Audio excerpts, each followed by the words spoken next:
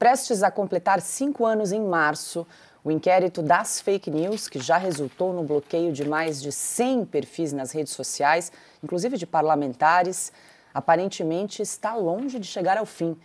E para falar sobre esse e outros assuntos, nós vamos conversar agora com o advogado, especialista em liberdade de expressão, André Marcília. É hora de entrevista aqui em Oeste Sem Filtro.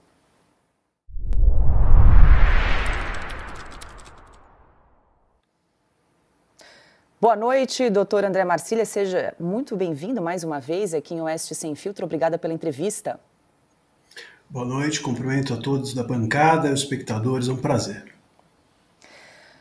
Eu assisti uma entrevista que o senhor concedeu recentemente, que o senhor disse que o inquérito das fake news ele poderia ser arquivado pelo ministro Luiz Roberto Barroso, pelo fato de ele ser o presidente da Corte do Supremo Tribunal Federal.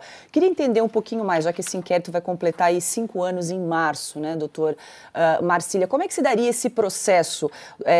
Luiz Roberto Barroso, como presidente da Corte, pode arquivar de ofício? Ele precisaria ser provocado? E, além desta possibilidade, existiria alguma outra alternativa jurídica para encerrar esse inquérito das fake news ou depende exclusivamente do ministro relator Alexandre de Moraes? Pois é, a gente lida com uma lógica aqui que não é necessariamente a jurídica, porque são inquéritos desde o início sabidamente políticos. O Barroso, ele poderia, como presidente da Corte, justamente porque foram abertos pela Corte, entender que não há mais justa causa, ou poderia mesmo levar essa decisão a ser decidida pelo colegiado.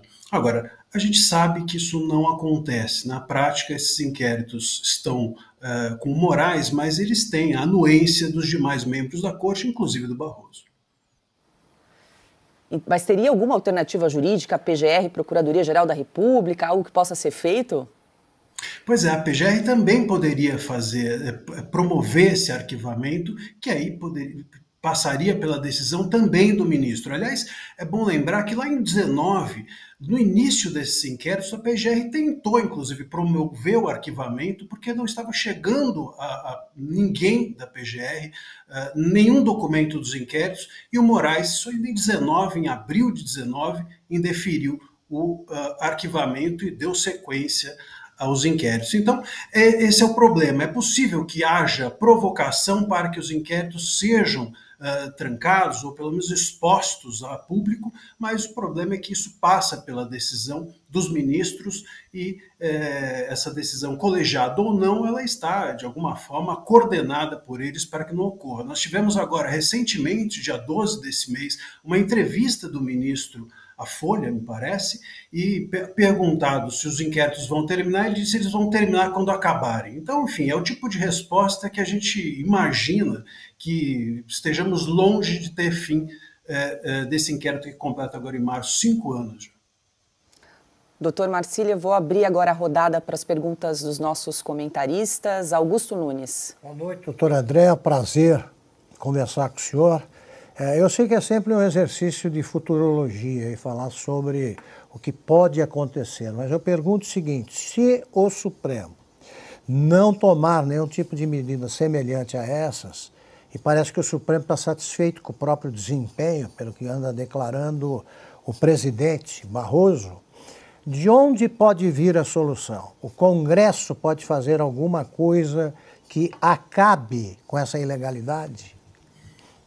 Olha, não vejo nenhuma medida que o Congresso possa tomar. Ao contrário, o que a gente tem visto é que os inquéritos atacam o Legislativo. Uma das vítimas desses inquéritos é justamente a imunidade parlamentar. Estava se falando agora há pouco dos juízes, que os juízes foram, de certa forma, cerceados, uma interpretação que, aliás, equivocada da Loman, que a Loman não proíbe a manifestação do juiz, proíbe a filiação política partidária, é só isso. A liberdade de expressão do juiz é igual. A do parlamentar também. No entanto, os inquéritos avançaram sobre os parlamentares, avançaram sobre jornalistas, avançaram sobre blogueiros, e não só eu não vejo como os parlamentares possam tomar essa atitude contra o inquérito, porque seria uma invasão também, digamos assim, em relação ao poder do judiciário, como não há nenhuma motivação política para isso. Ao contrário, eles também têm receio, e talvez sejam os que mais têm receio do que estejam lá nesses inquéritos, até mesmo contra eles. Silvio Navarro também tem uma pergunta para o senhor. Doutor, boa noite, obrigado pela entrevista. Tenho acompanhado as suas postagens no Twitter, no X, e também tivemos recentemente, na virada do ano, um editorial importante do jornal O Estado de São Paulo sobre esse mesmo tema. A pergunta que fica é, o inquérito 4781, ele é uma espécie de inquérito matriz, mas o próprio jornal O Estado de São Paulo pressupõe que há outros 9 derivados dele, né? Outros inquéritos derivados. E ali, nessas gavetas, acabou entrando de tudo. Processos que estavam na Justiça Eleitoral, o dia 8 de janeiro e até o episódio em Roma, envolvendo o filho do ministro Alexandre de Moraes. É possível, a partir do fim, de um desfecho do inquérito 4781, que os demais inquéritos também sejam encerrados, ou nós vamos ter uma verdadeira frente apontada para todo um espectro político, claro, o espectro mais à direita?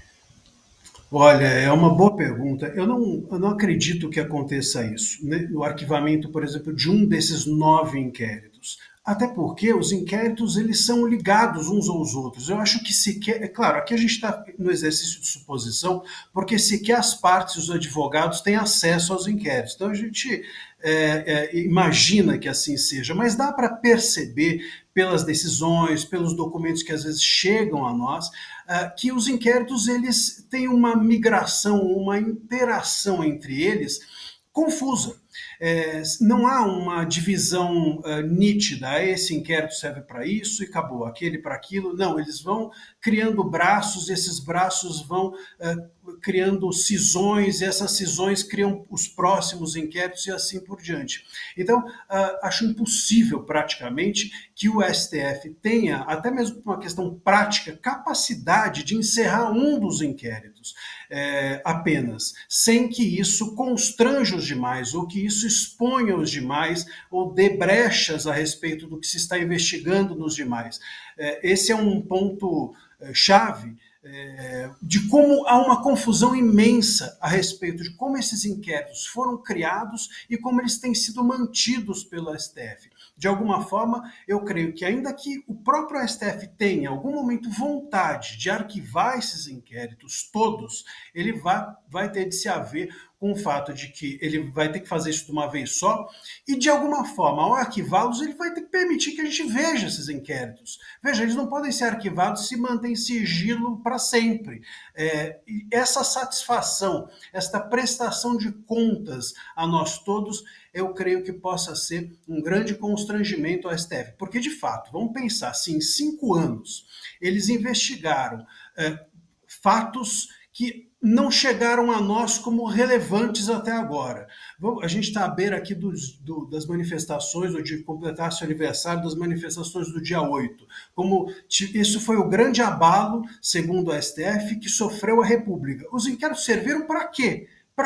Qual foi a condição investigativa que os inquéritos possibilitaram ao STF para se prevenir desses atos do dia 8? Nenhuma. Então, se os inquéritos durante esses 5 anos não foram úteis para nada, bom, o arquivamento vai constrangê-los. E se eles foram úteis e nesses 5 anos o STF não fez nada a respeito daquilo que foi investigado e era importante, também vai constrangê-los. Então a gente está realmente diante de uma dificuldade, mesmo que o STF queira encerrar, prática, porque os inquéritos todos estão misturados, e lógica, porque eles vão ter que expor aquilo que há dentro desses inquéritos. Eu acredito que isso possa ser constrangedor aos ministros. Nós estamos conversando com o advogado, especialista em liberdade de expressão, André Marcília. Ana Paula Henkel também tem uma pergunta para o senhor. Boa noite, doutor Marcília. Vou aproveitar a sua presença aqui, vou fazer duas perguntas em uma. A primeira, puxando um gancho do que o Augusto disse sobre o que o Congresso pode fazer, né? E o senhor, infelizmente, disse que eles não podem fazer muito. Olhando para o futuro, o senhor acha que o foro por prerrogativa de função, né, o foro privilegiado, isso hoje acaba sendo um impedimento para que o Congresso haja de maneira mais incisiva em relação às interferências do Supremo Tribunal Federal? E o senhor, como advogado constitucionalista especializado em liberdade de expressão, o que o senhor acha do PL 2630, doutor? Olha, uma boa pergunta, de fato. A gente tem uma situação que poderia ser resolvida pelo legislativo, mas ele é refém. Hoje a gente tem um legislativo, um Congresso que é refém do STF.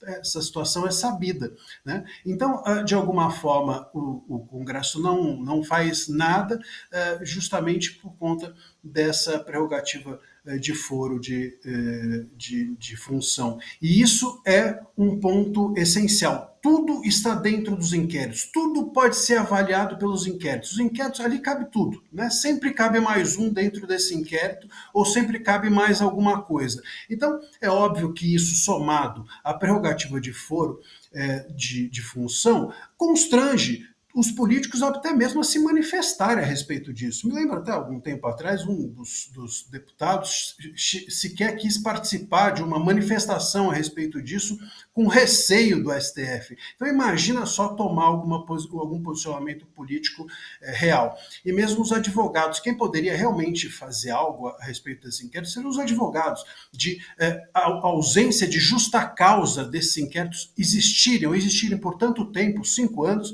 levaria esses inquéritos a serem arquivados em relação aos clientes, cada um dos clientes desses advogados. Pois os advogados e as partes são os primeiros a não terem acesso aos inquéritos e sequer saberem por que os seus clientes estão sendo investigados. Então, a gente tem ali realmente uma situação em que todos nós somos hoje reféns desses inquéritos com tentáculos, com esses 9 tentáculos, como bem disse inicialmente o Silvio. E o PL, Ana, eu sou contra o PL. Eu não sou contra o PL porque muita gente fala assim, você é contra a regulação. Eu sou advogado, eu não posso ser contra regular nada. Regulação faz parte da minha atividade. Agora, eu sou contra a regulação ruim. E o PL 2630 era uma regulação ruim.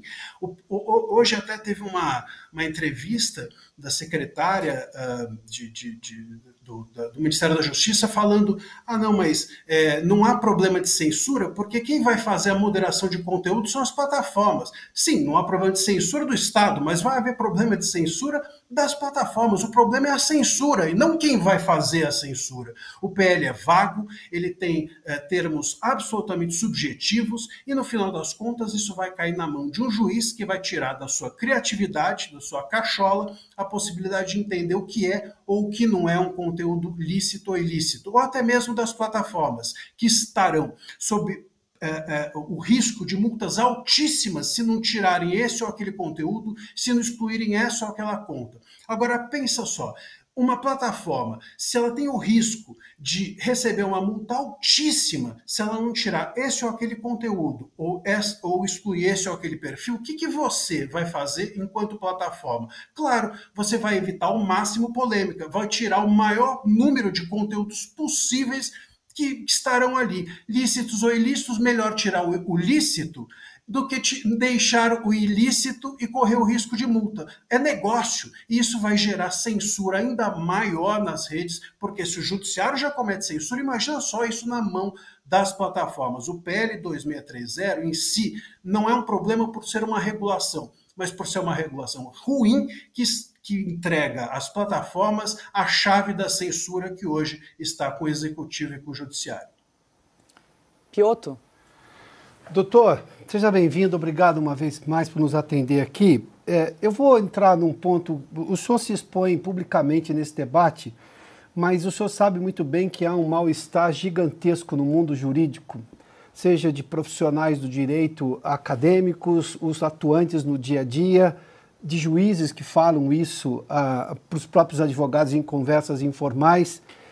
Se não fosse o Supremo Tribunal Federal, hoje quase praticamente um órgão político, e as decisões dos inquéritos, como o senhor já fez menção, extremamente políticos, inquéritos políticos, ou seja, longe da lógica da tecnicalidade jurídica, o que mais precisa acontecer para esse mal-estar, que é crescente, fazer pressão política para se ter uma alteração. Eu entendo todas as limitações que o senhor colocou aí, seja do Congresso Nacional ou mesmo de uma decisão, digamos, altruísta por parte de ministros do Supremo Tribunal Federal, ou mesmo da PGR, de pedir o arquivamento de tudo aquilo que é um poço de arbitrariedades. Mas o quanto que esse mal-estar precisa aumentar para termos uma pressão política consistente da sociedade contra todos esses abusos? Olha, Piotr, eu acho que o mal-estar já foi suficiente. Eu não vejo qual mais mal-estar pode haver na sociedade em relação a tudo que nós vimos nesses últimos anos, nesses últimos 5 anos, sobretudo, que possa motivar alguma coisa, de qualquer poder. Eu creio que talvez o bem-estar do judiciário ou da corte, do STF, possa motivar que eles amenizem um pouco o tom. E talvez esse bem-estar seja justamente, como disse a Ana, lembrou a Ana, o PL 2630. Hoje está tudo na mão do judiciário. Se amanhã eles conseguirem privatizar a censura, as plataformas, entregarem essa chave a elas e tiverem uma lei respaldando as decisões agressivas que hoje a gente tem do STF e do TSE também, que é bom lembrar, a gente está num ano eleitoral, e nós vamos ter de novo o TSE com superpoderes que foram emprestados também, ou que foram inaugurados em paralelo ao trâmite desses inquéritos das fake news. Se o PL for aprovado e se de alguma forma o STF pudesse se sentir confortável com essa privatização da censura para as plataformas, esse bem-estar possa fazer com que eles desçam o tom. Mas descem o tom emprestando a caneta, a mão forte da censura a outros entes da nossa sociedade. Eu não vejo um futuro melhor para o país no sentido de liberdade de expressão. Acho que a liberdade de expressão foi compreendida pelo judiciário e pela classe política como um ativo político relevante que faz pessoas serem eleitas, que gera dinheiro e etc. E a liberdade de expressão como um ativo passou a ter de ser regulada de uma forma que nunca nós vimos antes nesse país. Eu não vejo volta para isso. Acho que a tendência é piorar. Doutor Marcília, rapidamente para a gente encerrar aqui, existem alguns projetos de lei tramitando no Congresso pedindo a anistia de boa parte dos manifestantes do 8 de janeiro, principalmente aqueles acusados de crimes de Estado, abolição do Estado Democrático de Direito, golpe de Estado. O senhor vê essa anistia como uma forma de tentar amenizar a situação que a gente está vivendo hoje? É uma alternativa, uma possibilidade? Possibilidade jurídica existe, mas a anistia é também, ou sobretudo, um procedimento político, né?